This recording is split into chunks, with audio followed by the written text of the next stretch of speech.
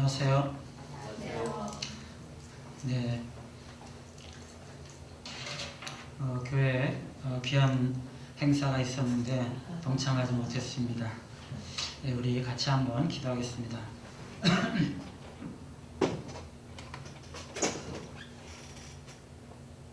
하나님, 저희들을 그리스도 안에서 한 형제와 자매로 불러주셔서 감사합니다.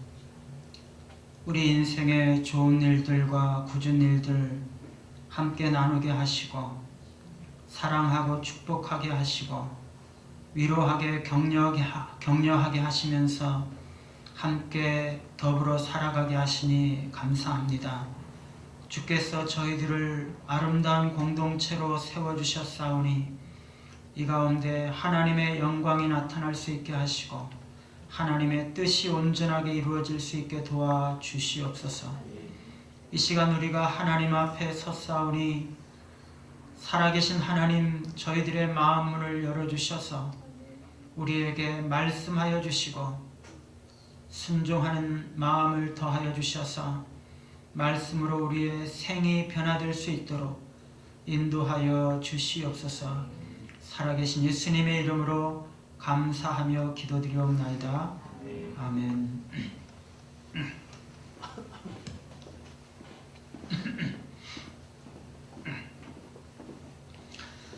제가 지난 2월 달에 한 11일 동안 유럽의 세 도시를 방문하고 왔는데요. 프랑스의 니스, 이태리의 피렌체, 러시아의 샌피터스버그 세 도시를 다녀왔습니다. 뭐하러 갔느냐? 오늘 우리가 읽은 이 성경 이야기는 아브라함이 그 아들 이삭을 번제로 드리는 이야기인데 이는 너무나 유명한 이야기이고 화가들이 아주 좋아하는 그런 주제 중에 하나로서 수백 가지 이상의 이 이삭 번제 그림이 있습니다. 그 중에 샤갈, 까라바조, 렘브란트가 그린 이 이삭 번제의 그림을 보기 위해서 세 도시를 다녀왔습니다. 막 샤갈의 작품은 니스에 있는 막 샤갈 박물관에 있고 까라바조의 그림은 피렌체의 우피치 미술관에 있고 렘브란트는 화란 사람인데 렘브란트의 이삭 번제 그림은 러시아에 있는 샌피터스버그의 아르미타슈 박물관에 있습니다. 그 중에 피렌체와 샌피터스버그는 정말 다시 가고 싶은 곳입니다. 제가 사실은 이 세 그림들을 PPT로 준비를 해서 왔는데 시간 관계상 보여드리지 못하고 나중에 기회가 되면 그것들을 보여드리고 또 설명해 드리는 그러한 기회가 있으면 좋겠습니다. 아브라함은 흔히 믿음의 조상이라고 하는데 우리 모든 믿는 사람들의 신앙의 모델이 된다는 것입니다. 오늘 본문이 아브라함의 일생에 있어서 신앙적인 관점에서 절정이라고 할 수 있습니다. 그 이유는 오늘 사건을 통해서 아브라함이 가진 놀라운 믿음과 순종을 보여주고 있기 때문입니다. 오늘 우리가 이 아브라함의 믿음과 순종을 보면서 그것이 우리의 것이 되는 시간이 되기를 바랍니다. 1절에 보면 하나님이 아브라함을 시험하시려고 부르시고 있습니다. 여기서 시험이라는 말은 우리가 다 알듯이 중간고사, 토플 시험, 사법고시와 같이 시험을 치른다는 뜻입니다. 네, 대개 시련이나 고난 등의 의미를 포함하고 있습니다. 지금 하나님은 아브라함이 믿음이 안 좋은가 얼마나 되는가 이거를 시험하시기 위해서 부르시고 있습니다. 신명기 8장 2절에 보면 이스라엘이 40년 동안 광야 생활을 한 것은 여호와께서 그들을 시험하시기 위한 것이다 이렇게 말씀하고 있습니다. 내 하나님 여호와께서 이 40년 동안에 내게 광야길을 걷게 하신 것을 기억하라. 이는 너를 낮추시며 너를 시험하사 내 마음이 어떠한지 그 명령을 지키는지 아니 지키는지 알려 하심이라. 사랑하는 여러분, 우리가 이 땅에 살아가는 삶은 우리의 믿음을 시험하는 과정이라는 것입니다. 우리의 마음이 하나님을 경외하는지 그분의 말씀에 순종하는지 아닌지 시험하는 과정이에요. 하나님은 왜 우리를 시험하시나요? 그 신명기 말씀 바로 뒤에 보면은요, 이는 다 너를 낮추시며 너를 시험하사 마침내 내게 복을 주려 하심이었느니라. 하나님은 우리 일생을 통해서 반복적으로 시험하세요. 왜요? 우리에게 마침내 복을 주시기 위해서. 하나님은요, 백성들의 믿음을 시험할 때는 믿음이 안 좋은데 시험하시지는 않아요. 하나님이 시험할 때는 언제든지 합격할 것을 알기 때문에 시험하는 것이에요. 시험에 합격할 것 같지 않으면 하나님은 절대로 시험하지 않으세요. 우리가 시험을 만날 때 혹은 시련을 당할 때는요, 언제나 기뻐해야 되는 것이에요. 왜냐하면 우리는 그 시련 속에서, 시험 속에서 때로는 고통을 겪기도 하고 힘들기도 하지만 결국에는 믿음이 있음을 드러내고 연단되고 승리하기 때문이에요. 하나님이 그것을 아시기 때문에 우리에게 시련을 주시는 것입니다. 하나님이 아브라함을 불러서 뭐라고 하십니까? 2절에 보면은요, 내 아들 내 사랑하는 독자 이삭을 데리고 모리아 땅으로 가서 내가 내게 지시하는 한 산 거기서 그를 번제로 드리라. 쉽게 말하면 뭡니까? 아들 이삭을 모리아 산으로 가서 번제로 드리라. 그를 죽여서 하나님 앞에 제사로 드리라는 것이에요. 여러분, 이게 상식적으로 말이 됩니까? 말이 안 되죠. 아니, 어떻게 사람을, 그것도 아들을 갖다가 번제로 드릴 수가 있습니까? 우리나라에도요, 아버지 눈을 뜨게 하기 위해서 인당수에 산채로 몸을 던지는 심청 이야기나 아니면 에밀레 종을 만들기 위해서 아이를 바쳐서 종을 만들었다는 그런 전설이 있는 것처럼 세계 각국에는 이런 인신공양, 인신제사 이야기가 많이 있어요. 그래서 오늘 이 이야기도 그런 인신공양의 한 종류로 이해하는 사람들이 있는데 전혀 그렇지가 않습니다. 그러면 왜 오늘 성경에서 하나님께서 아들을 바치라고 하시느냐?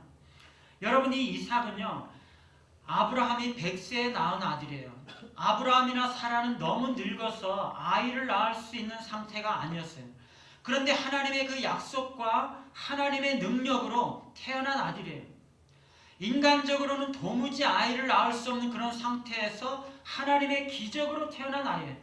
하나님은 그동안 이 아브라함에게 하나님이 어떠한 분이신지, 얼마나 능력이 많으신지, 얼마나 하나님께서 하시는 그 말씀대로 약속을 지키시는 분이신지 그것을 다 보여주셨어요. 그래서 아브라함은 그 하나님이 그렇다는 것을 알고 그 하나님을 믿고 있는 것이에요. 하나님께서는요, 그 아브라함의 믿음을 시험하시는 것이에요. 하나님은 아브라함을 시험하시는 것이지 이삭 번제를 반드시 받으시려고 하시는 것이 아니에요. 그래서 이것이 시험이라는 것이에요. 그런데 이삭은요, 아브라함이 너무나 사랑하는 아들이에요. 여러분, 늦둥이가 제일 귀엽잖아요. 자식들 중에서. 나이가 들어서 자식을 낳으면요, 젊었을 때 낳은 자식보다 훨씬 더 귀엽고 사랑스러운 것이에요. 이삭은 하나님의 약속으로 낳은 아들이었을 뿐만 아니라 늦둥이였기 때문에, 독생자였기 때문에 더 애착이 가고 더 사랑이 가는 것이에요. 여러분, 하나님도요, 아브라함이 얼마나 이삭을 사랑한지를 너무나 잘 알고 계세요. 여러분, 하나님이 이삭을 어떻게 부르시고 있습니까? 내 아들, 내 사랑하는 자, 독자 이삭. 그냥 이삭을 번제로 드리라 이렇게 해도 알아듣잖아요. 그렇죠? 아니면 내 아들, 내 독자, 내가 사랑하는 자, 그래도 알아듣잖아요. 한 번만 말해도 알아들을 것을 하나님은 이삭을 번제로 바치라 이렇게 이야기를 하는데 무려 4번이나 반복해서 말하는 것이 내 아들, 내 사랑하는 자, 독자, 이삭. 왜 하나님께서 이렇게 반복적으로 이삭을 지칭하고 있습니까? 아브라함이 혹시 못 알아들을까 봐요? 아니에요. 이것은요, 아브라함이 이삭을 얼마나 사랑하고 있는지를 하나님이 아시고 계시다는 것이에요. 그냥 내 아들도 아니고, 그냥 내 사랑하는 독자도 아니고, 그 이삭도 아니고, 내 아들, 내 사랑하는 자, 독자 이삭이라고 하나님께서 이삭을 부르시고 있다는 것입니다. 그만큼 이삭은요, 아브라함에게 너무나 애정이 가는 그런 아들인 것이에요. 하나님이 그것을 아세요. 그런데요, 그 독자 이삭을, 그 사랑하는 아들 독자 이삭을 번제로 바치라는 것이에요. 하나님, 집에 있는 양이나 소를 잡아서 번제를 드리면 안 되나요? 안 돼요. 시장에 가서 좋은 송아지를 사다가 번제를 드리면 안 되나요? 안 되는 것이에요. 이삭 말고 다른 방법은 없나요? 없어요. 다른 제물로 안 되고 내 아들, 내 사랑하는 독자 이삭을 번제로 바치라는 것이에요. 여러분, 이것이요 혹 진리를 위해서 아들을 희생해야 하는 것이라면 이해할 수 있을지 모릅니다. 혹시 나라를 지키기 위해서 아들이 목숨을 무릅쓰고 싸우는 것이라면 이해가 갈 수도 있어요. 그런데 그게 아니에요. 아무 이유 없이 그냥 아들을 번제로 바치라는 것이에요. 어떻게 아들을 번제로 바칠 수가 있습니까?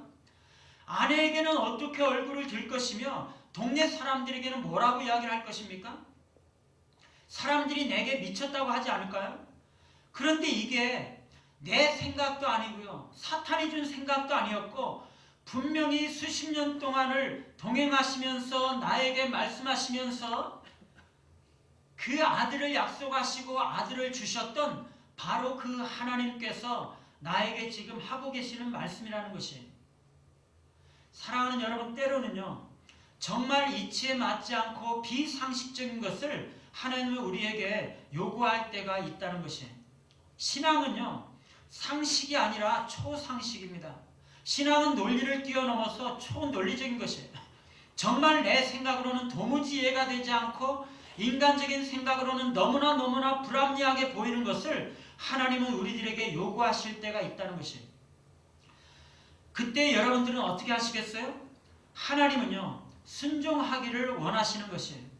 오늘 하나님은 아브라함에게 그렇게 할 수 있는지 시험하고 계시는 것이에요.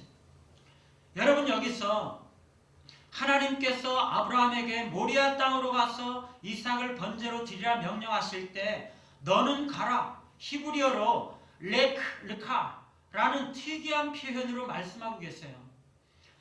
여러분, 이 명령은요, 이 표현은 구약 성경 중에서 유일하게 이 아브라함 이야기에서만 딱 2번 나오는 명령이에요. 한 번은요 12장에서 하나님이 아브라함을 처음 부르실 때 내가 내게 지시할 땅으로 가라고 말씀하실 때 너는 가라, 르카라고 말씀하시는 거예요. 그리고 또 한 번은 지금 이 22장에서 이 이삭을 모리아 땅에 가서 번제로 드리라라고 말할 때 너는 가라 이렇게 말씀하고 있다는 것이에요.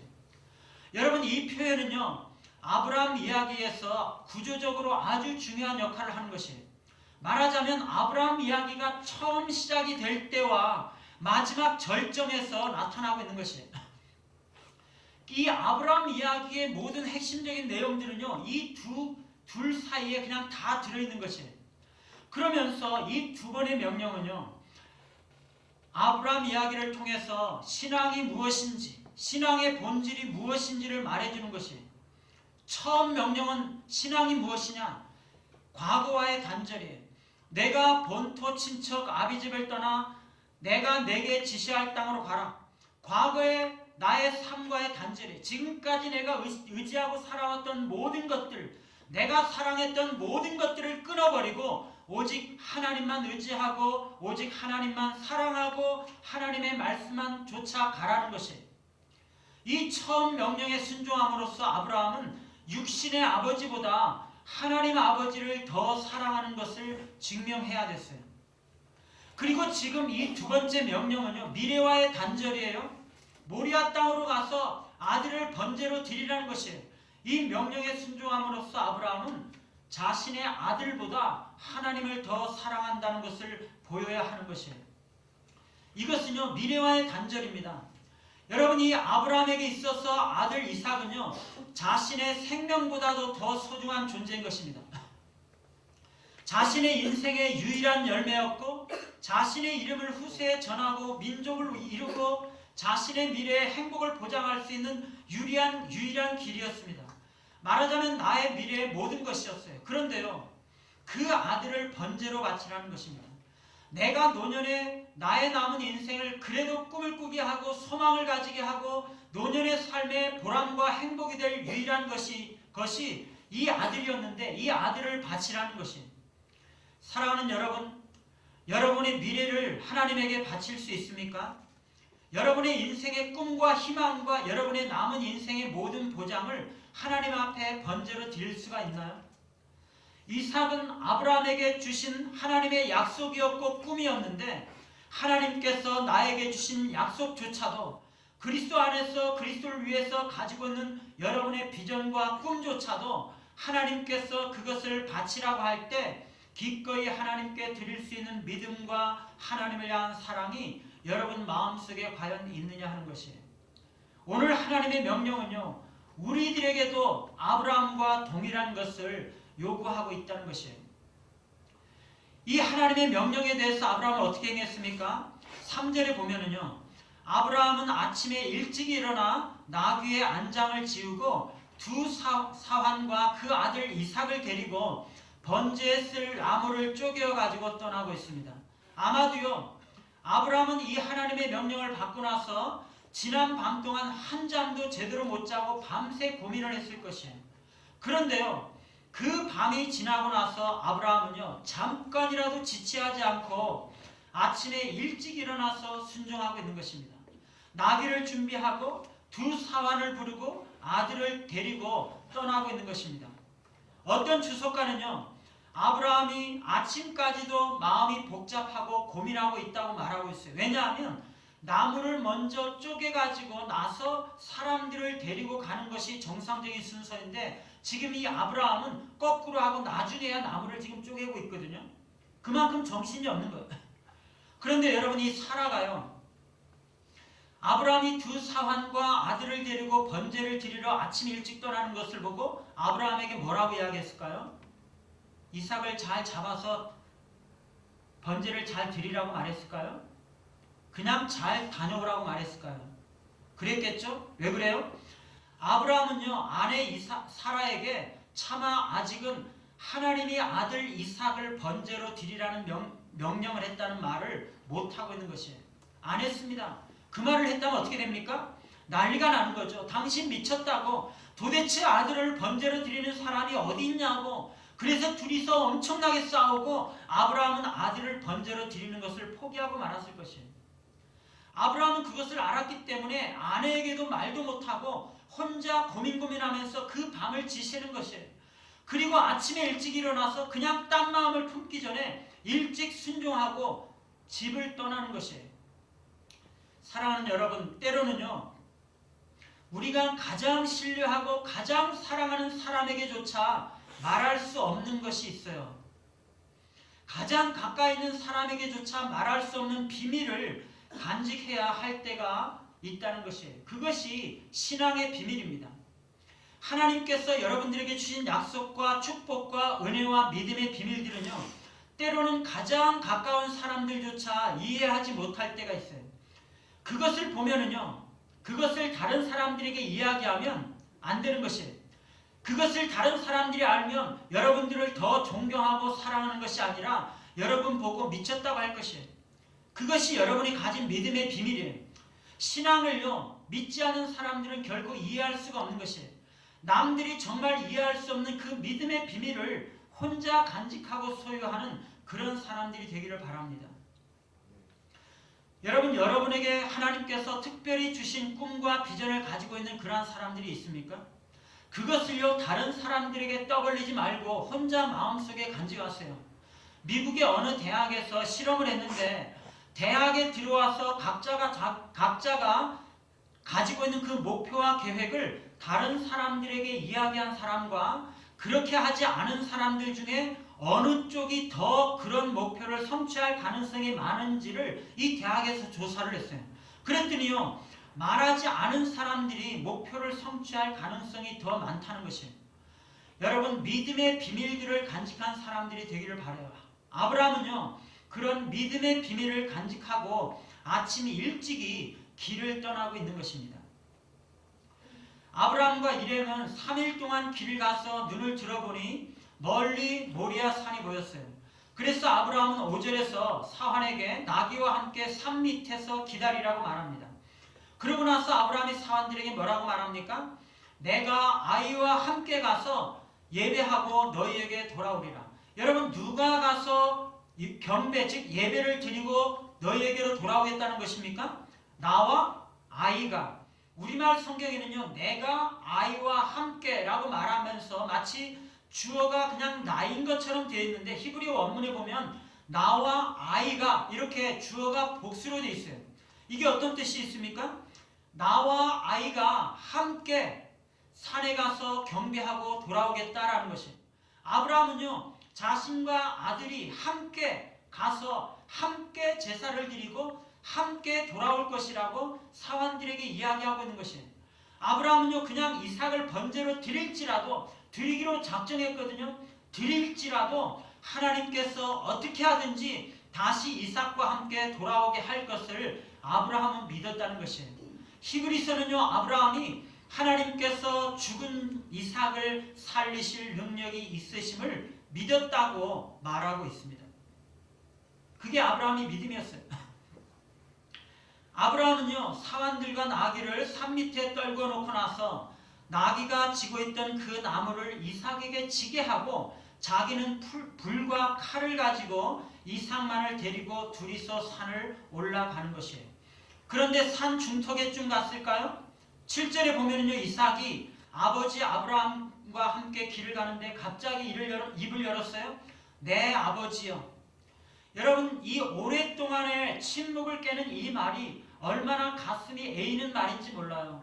하나님의 말씀에 순종해서 지금 아들을 데리고 길을 가고는 있지만 자기가 지금 이 아들을 잡아서 번제로 드려야 한다는 이 사실에 얼마나 고민하고 마음 아파하고 있는데 이 아들은 너무나 다정하고 사랑스러운 목소리로 내 아버지여 이렇게 부르고 있는 것이에요.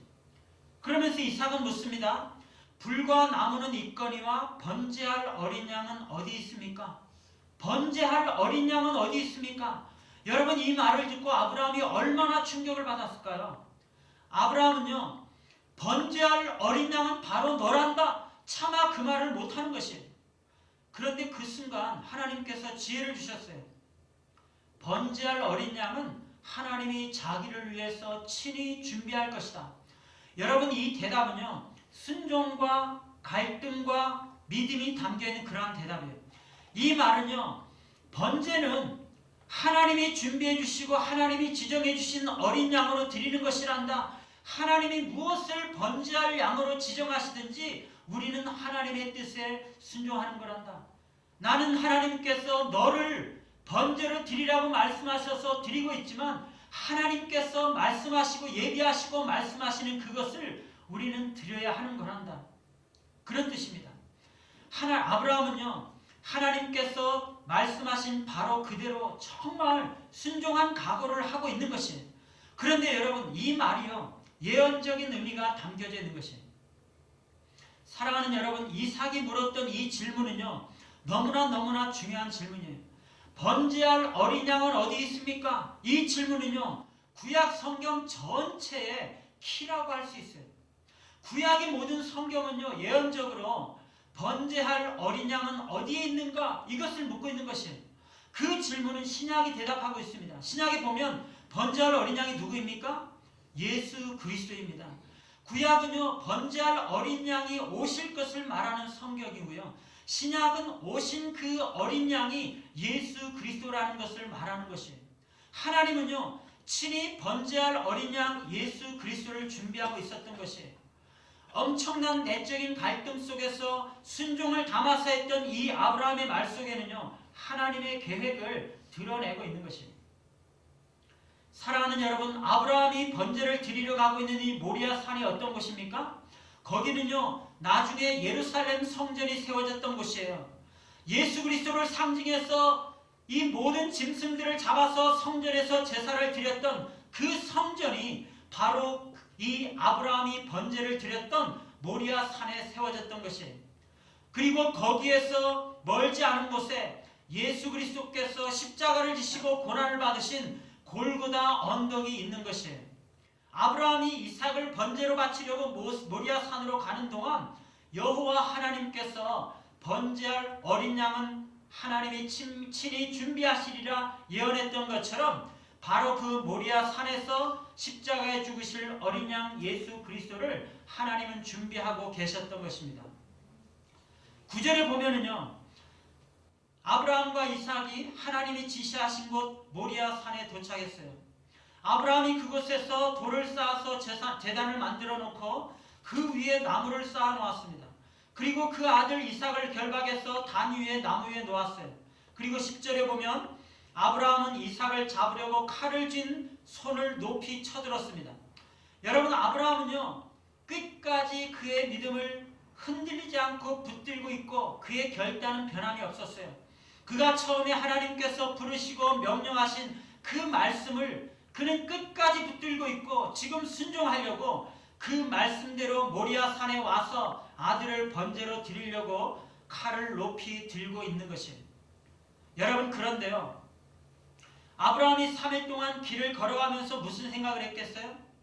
아브라함은요 집을 떠나기 전 마지막 밤에도 하나님의 말씀을 듣고 그렇게 고민하고 고민했을 것이에요.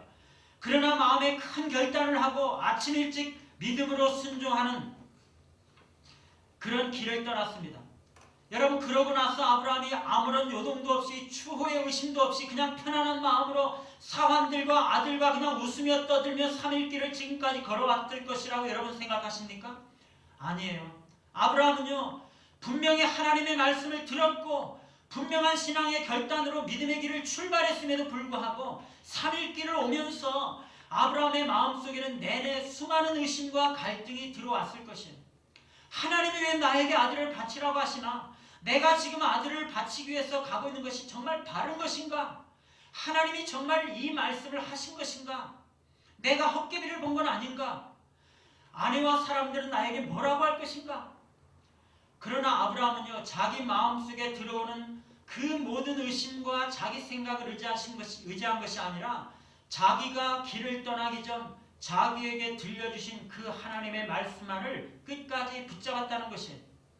여러분, 어떤 사람들은요 하나님의 말씀과 진리가 분명히 주어져 있음에도 불구하고 성경 말씀이 뭐라고 말씀하고 있는지 분명히 알고 있음에도 불구하고 자기 안에 인간적인 생각으로 말씀을 의심하고 자기 자신을 합리화하는 수많은 생각들로 끊임없이 내어주는 그런 사람들이 있다는 것이에요.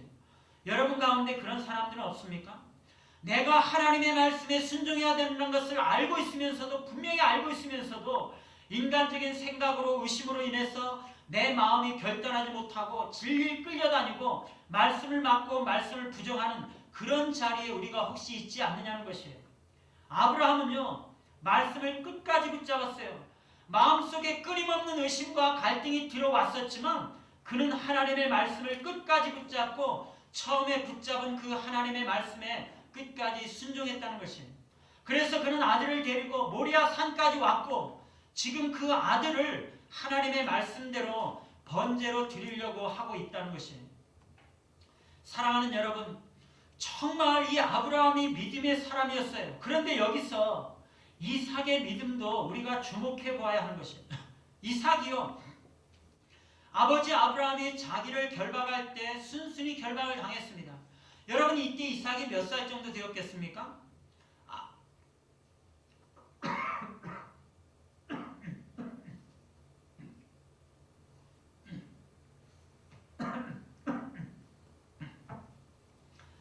아이라고 부르고 있지만 번제에 쓸 나무를 지고 산을 오를 정도가 되었기 때문에 아마 최소한 한 20살 정도는 되지 않았을까요? 힘으로 하면은요 늙은이인 아브라함을 이기고 남을 청년인데 이삭은 이 120세의 늙은 아버지가 자기를 결박할 때 조금도 반항하지 않았어요. 그리고 자기를 제단 위에 올려놓을 때에도 그는 아무런 의심을 하지 않았어요. 그리고 아브라함이 칼을 들어서 이삭을 잡으려고 손을 높이 치켜드는 그 순간에조차 그는 요동하거나 반항하거나 도망치지 않았어요.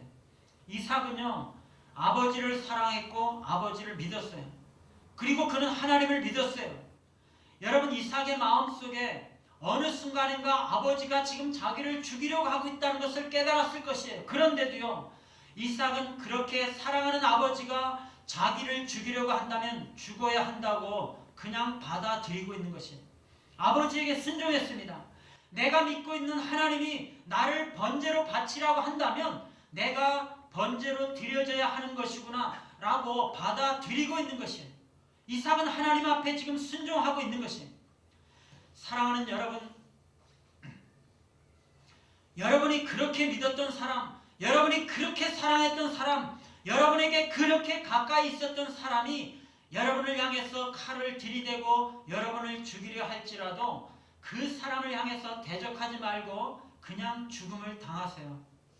다른 사람들이라면 모르겠거니와 왜 남편이나 아내가 혹은 가족들이나 교회 식구들이 연약해서 던진 한두 개의 돌들을 그냥 받지를 못하고 꽃같이 대들고 싸우려고 하는 것입니까? 짓밟으면 밟히고 칼로 찌르면 찔리고 심지어 죽이려고 할지라도 그냥 받으세요.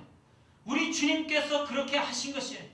우리 주님은요, 자기를 십자가에 못 박는 자들 앞에서 순순히 못 박히셨고 자기를 죽이려고 하는 자들 앞에서 그들을 위해서 자신의 생명을 내어놓으셨어요. 겟세마네 동산까지 주와 함께 가려 하네. 심판하실 자리까지 주와 함께 가려네.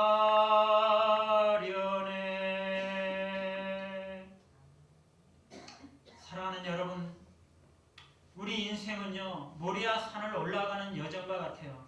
그런데 많은 사람들은 하나님의 부르심을 받고 출발한 그 믿음의 길을 끝까지 가지 못하는 것이에요. 첫 믿음과 결단을 끝까지 지키지 못하는 것이에요.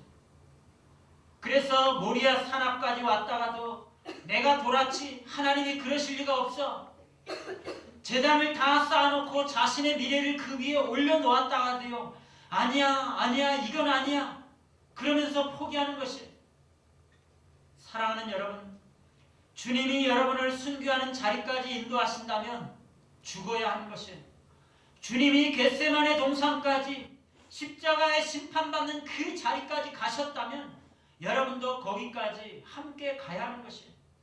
아브라함이 모리아 산을 올라 자신의 사랑하는 아들, 자신의 생명과 같은 그 아들을 제단에 드린 것처럼, 이삭이 자신의 생명을 내려놓은 것처럼 여러분도 여러분의 인생을 믿음을 지키면서 주님과 함께 끝까지 가야 하는 것이에요. 그런데요, 아브라함이 제단을 쌓아놓고 그 위에 이삭을 결박하여 나무 위에 올려놓고 칼을 잡고 이삭을 잡으려 하는 그 순간 여호와의 사자가 하늘로부터 아브라함아, 아브라함아, 아브라함을 부르고 있는 것이, 지금 하나님이 가장 적절한 시기에 하나님을 부르고 있는 것이에요. 여러분이 하나님이 주무시다가 깨서 그냥 우연히 아무 때나 아브라함을 부르고 있는 것인가요? 아니에요. 하나님은요, 아브라함이 지금 무슨 생각을 하고 있나, 무슨 행동을 하고 있나, 어떻게 지금 길을 걸어가고 있나, 이삭을 번제로 드리는지, 이삭을 잡으려고 하는지 처음부터 지금까지 쭉 보고 계셨던 것이에요. 그래서 가장 적절한 때에 간섭하시는 것이에요. 천사가 다급하게 연거푸 부르면서 아브라함이 이삭을 잡으려고 지켜든 그 칼을 내려오지 못하도록 저지하고 있는 것이에요. 여러분, 그림에 보면은요, 제가 보았던 그 그림에 보면 아브라함이 지켜든 그 칼을 천사가 붙들고 있는 것입니다. 아브라함이 내가 여기 있나이다, 칼을 높이 지켜든 채로 대답을 하자 여호와의 사자가 말하는 것이, 우리가 12절 말씀을 같이 한번 보겠습니다. 12절 시작. 사자가 이르되 그에게 아무 말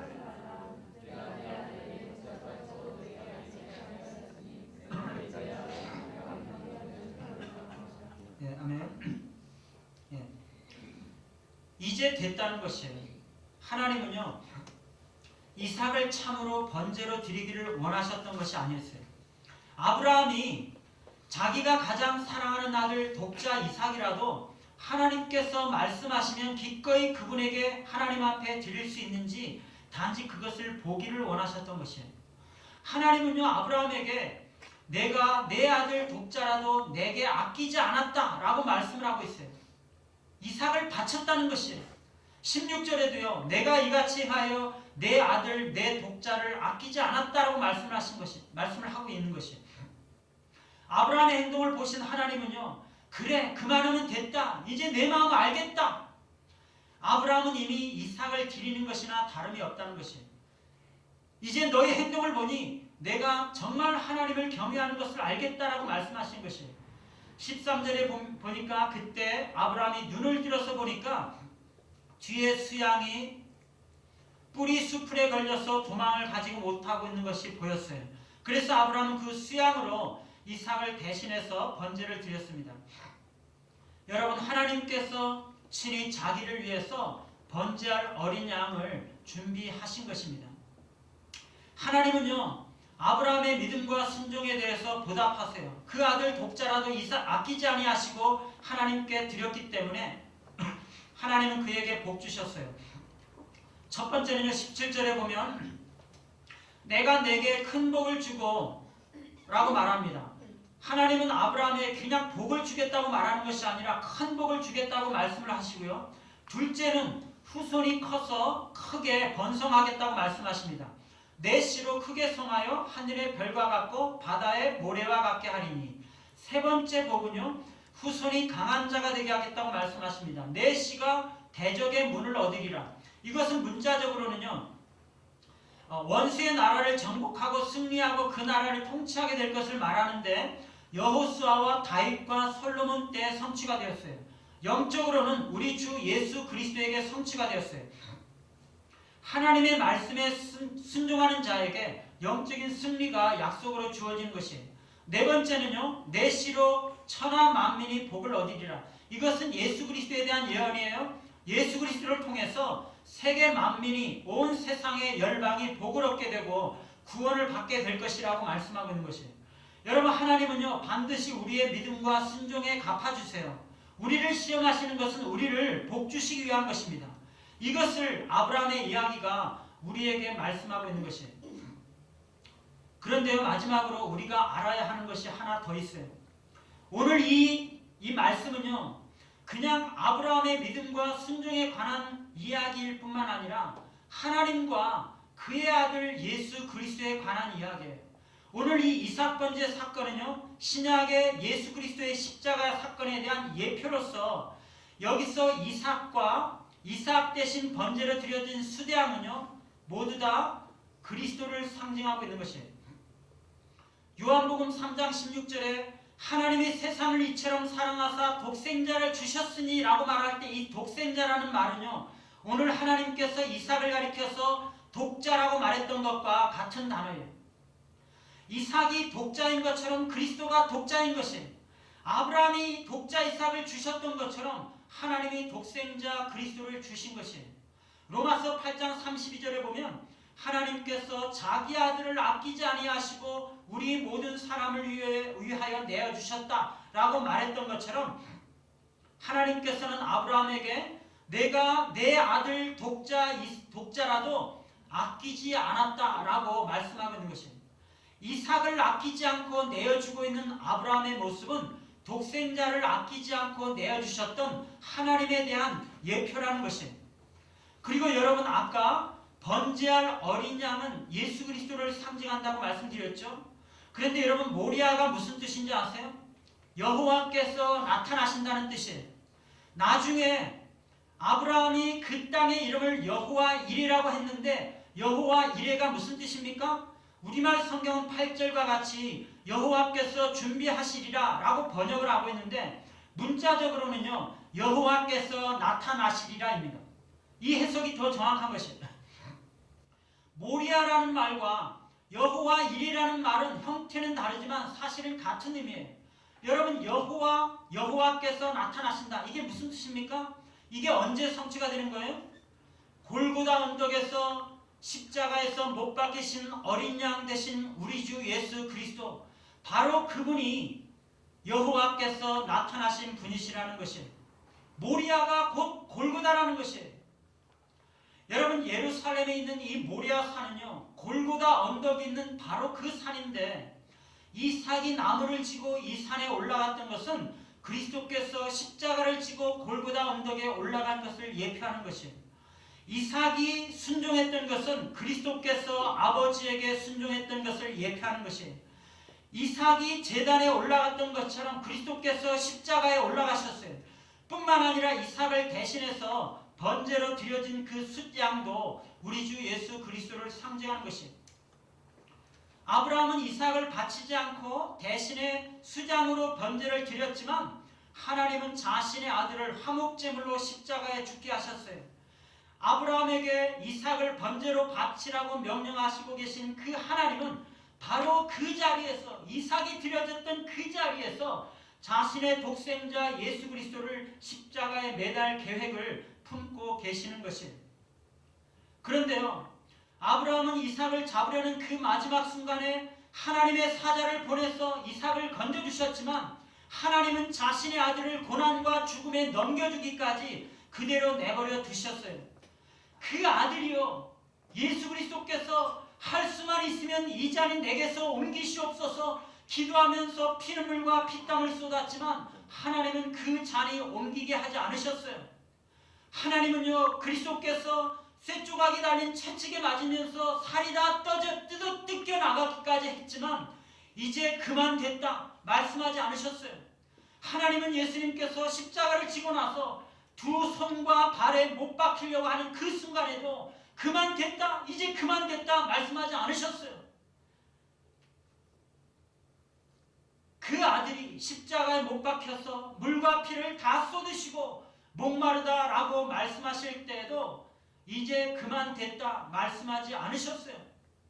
아브라함에게는요, 칼을 들어서 아들을 잡으려고 하는 그 순간에 이제 그만 됐다 말씀하신 하나님이셨지만 정작 자신의 아들은 십자가에서 받아야 할 그 모든 고통과 고난을 다 받으시고 그 생명의 끝을 보기까지 죽음에 그냥 내어주셨던 것이에요. 아브라함의 아들을 대신해서 수장이 그 번제로 드려졌던 것처럼 모든 죄인을 위해서 우리 주님께서 하나님이 가장 사랑하시는 독생자 예수 그리스도께서 화목 제물로 드려지셨던 것이에요. 사랑하는 여러분, 여러분에게 가장 아끼는 것이 무엇입니까? 하나님께서 여러분에게 하나님을 위해서 내려놓기를 원하시는 여러분의 가장 소중한 것이 무엇입니까? 하나님께서 자신의 가장 소중히 여기는 아들, 가장 사랑하는 아들, 독자 이삭을 여러분을 가장 사랑하는 아들 예수 그리스도를 여러분을 위해서 주셨는데 여러분은 무엇을 그분에게 드리기를 원하십니까? 아브라함의 믿음을 본받고 이삭의 믿음을 본받고 그리스도의 순종을 본받고 내 자신을 하나님과 다른 사람들을 위해서 내어주면서 사시는 저와 여러분들이 되기를 바랍니다. 우리 다 같이 일어나셔서 찬양 같이 하고 하나님 앞에 기도하는 시간 가지겠습니다. 어린 양 찬양.